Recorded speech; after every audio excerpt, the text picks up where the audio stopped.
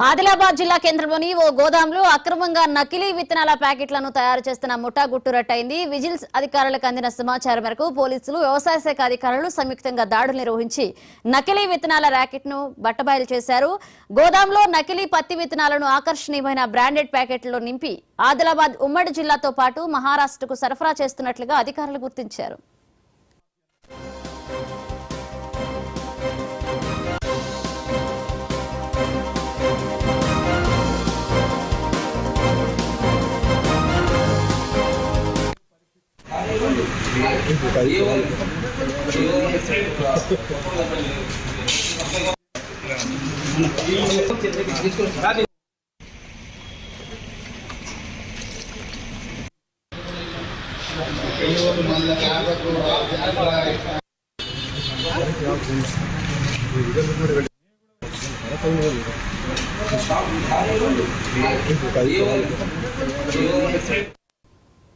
ఆదిలాబాద్ జిల్లా కేంద్రంలోని ఓ గోదాంలో అక్రమంగా నకిలీ విత్తనాల ప్యాకెట్లను తయారు చేస్తున్నట్లుగా ముఠా గుట్టురట్టయింది. ఇక విజిలెన్స్ అధికారులకు అందిన సమాచారం మేరకు పోలీసులు, వ్యవసాయ శాఖ అధికారులు సంయుక్తంగా దాడులు నిర్వహించి నకిలీ విత్తనాల ర్యాకెట్ ను బట్టబయలు చేశారు. ఇదే అంశానికి సంబంధించి మరిన్ని అప్డేట్స్ మా కరెస్పాండెంట్ శ్రీనివాస్ అందిస్తారు. శ్రీనివాస్, ముఖ్యంగా రైతులను మోసం చేయడానికి అయితే పత్తి విత్తనాల విక్రయదారులు అయితే నడుము బిగించినట్టున్నారు. ముఖ్యంగా గత కొద్ది రోజులుగా పత్తి విత్తనాలు అరకట్టడానికి రాష్ట్ర ప్రభుత్వం సీరియస్ గా కసరత్తు చేస్తున్నా గానీ నకిలీ విత్తనాలు అరకట్టడంలో విఫలమవుతుందని చెప్పుకోవచ్చు. ముఖ్యంగా ఆదిలాబాద్ లాంటి మారుమూల ప్రాంతాల్లో రైతులను మోసం చేయడానికి అయితే ఒక మూట రంగంలో దిగిందని తెలుస్తుంది. ముఖ్యంగా బ్రాండెడ్ విత్తనాల పేరుతో నకిలీ విత్తనాలను తయారు చేసి వాటిని విక్రయిస్తున్నటువంటి ఒక మూటానైతే పోలీసులు ఎట్టకేళ్ళకైతే గుట్టు రట్టు చేసినటువంటి పరిస్థితి ఆదిలాబాద్ జిల్లాలో నెలకొందని చెప్పుకోవచ్చు. ఆదిలాబాద్ జిల్లా కేంద్రంలోని రామ్ నగర్ లో నకిలీ పత్తి విత్తనాలను అమ్ముతున్నటువంటి ఒక మూటాను జిల్లా వ్యవసాయ శాఖ అధికారులు, అదేవిధంగా పోలీసులు సంయుక్తంగా దాడి చేసి ఒక గోదాంలో నిల్వ ఉంచినటువంటి సుమారుగా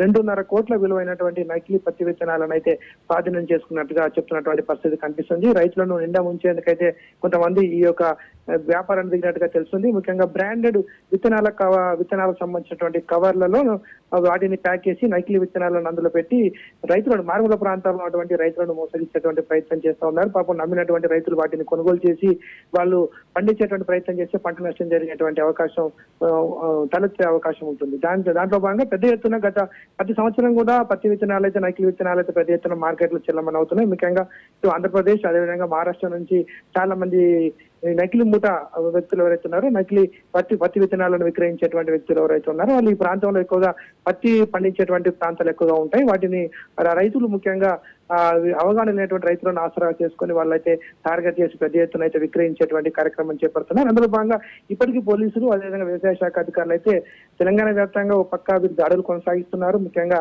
ఎవరైతే ఇలాంటి కార్యక్రమాల్లో పాల్పడుతున్నారో వాళ్ళని అరెస్ట్ చేసినటువంటి పరిస్థితి కనిపిస్తుంది. ఒక పక్క పోలీసులు చెప్తున్నారు నకిలీ పత్తి విత్తనాలను అక్రమ రవాణా చేసినా, విక్రయించినా గానీ ఈడీ యాక్ట్ నమోదు చేస్తామని చెప్తున్నప్పటికీ కూడా ఇది కోట్లాది రూపాయల్లో పెద్ద ఎత్తున చేతులు మారుతున్నట్టుగా తెలుస్తుంది. పెద్ద ఎత్తున ఇప్పటికే ఇటు తెలంగాణలోని మారుమూల ప్రాంతాల్లో నకిలీ విత్తనాలను గోదాంలో నిల్వ ఉంచినట్టుగా తెలుస్తుంది. మరికొన్ని చోట్ల అయితే ఇక్కడే నకిలీ విత్తనాలను తయారు చేసేటువంటి గోదాములను కూడా ఏర్పాటు చేసినటువంటి పరిస్థితి కనిపిస్తుంది. వీళ్ళు బ్రాండెడ్ విత్తనాలకు సంబంధించినటువంటి కవర్లను సేకరించి ఆ కవర్లలో ముఖ్యంగా వీటిని నకిలీ విత్తనాలను అందులో పెట్టి రైతులను కమ్మేటువంటి ప్రక్రియను కొనసాగిస్తున్నారు. మారుమూల ప్రాంతాల్లో వీళ్ళు నేరుగా వెళ్లి రైతులకు అయితే అప్పచెప్పేటువంటి ప్రక్రియ కొనసాగుతుంది. ఇప్పటికీ చాలా చోట్ల కూడా రైతులు మోసపోతున్నటువంటి పరిస్థితి మనం చూస్తా ఉన్నాం. వీటిని అరికట్టడానికి ఒక పక్క రాష్ట్ర ప్రభుత్వము ముఖ్యంగా విజిలెన్స్ కమిటీలు వేయడం జరిగింది. అంతేకాకుండా వ్యవసాయ శాఖ అధికారులు, పోలీసులు, రెవెన్యూ శాఖ అధికారులతో కూడా కూడినటువంటి కమిటీలు వేసి ఎక్కడికక్కడ సీజ్ చేయడం, అదేవిధంగా అరెస్ట్ చేయడం లాంటి కార్యక్రమాలు చెప్తున్నప్పటికీ కూడా ఏదో ఒక చోట నకిలీ విత్తనాలను విక్రయించేటువంటి మూట అయితే పట్టుబడుతున్నటువంటి పరిస్థితి కనిపిస్తుంది. ఓవరాల్ గా రైతులు చెప్తా ఉన్నారు నకిలీ పత్తి విత్తనాలను అరికట్టాలి, అదేవిధంగా వీటిని విక్రయించే వారిపైన కఠిన చర్యలు తీసుకోవాలని అయితే రైతులు కోరుతున్నారు. వ్యవసాయ శాఖ అధికారులు కూడా ముఖ్యంగా ప్రధాన షాపుల పైన కూడా దృష్టి పెట్టాలని చెప్తున్నారు. తమ లాభార్జన కోసం కూడా కొంతమంది వ్యాపారులు నకిలీ పత్తి విత్తనాలను కూడా షాపులలో విక్రయించినటువంటి పరిస్థితులు ఉంటున్నాయి. కాబట్టి వాటిపైన కూడా రోజువారీగా రైడ్ నిర్వహించాలి, అదేవిధంగా తనిఖీలు నిర్వహించాలని చెప్తున్నారు. ఇప్పటికీ ఆదిలాబాద్ జిల్లా కేంద్రంలో అయితే కొద్ది రోజులుగా విత్తనాల షాపుల పైన వ్యవసాయ శాఖ అధికారులు అయితే రోజువారీగా తనిఖీలు చేపడుతున్నటువంటి పరిస్థితి కనిపిస్తుంది. స్టాకు వివరాలు ఇతరత్ర కూడా వాళ్ళు సేకరిస్తున్నటువంటి పరిస్థితి కనిపిస్తుంది.